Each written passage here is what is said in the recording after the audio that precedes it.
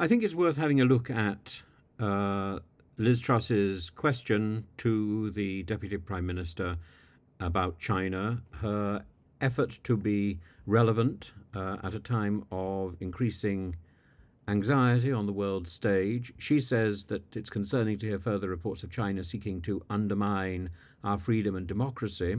Well, of course, this is a story which took place in March. She is learning of it rather late. And she is particularly keen to establish her importance, her knowledge on the world stage. All she does here is tell us that she learnt about this story as late as everybody else, and later indeed than, I gather, Keir Starmer, who was told about this in March. But the other thing that is evident here is Liz Truss's hand gestures, which, of course, sometimes we miss. We forget just how extraordinary they were. Here they are in full evidence. Let's check her out. Elizabeth Truss. Mr. Speaker, these are extremely worrying reports about the level of infiltration of Chinese-supported forces into our democracy. Does my right honourable friend agree that what we need to do is to recognise that China is the largest threat, both to the world and to the United Kingdom, for freedom and democracy? And does he not agree that the government should designate it as such?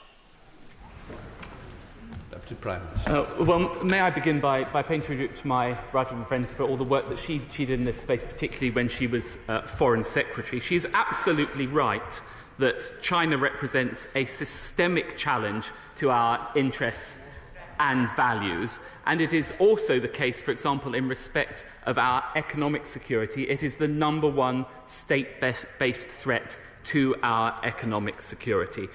And what I would say to my right honourable friend is that the government is absolutely clear-eyed about the threats that this nation faces and robust in taking action. Indeed, that's why I personally took the decisions in respect of banning Huawei from our 5G networks, in respect of Chinese CCTV technology, and indeed in relation to TikTok. And we will continue to take whatever steps are necessary, based on appropriate advice, to provide that protection for our nation and our democratic institutions.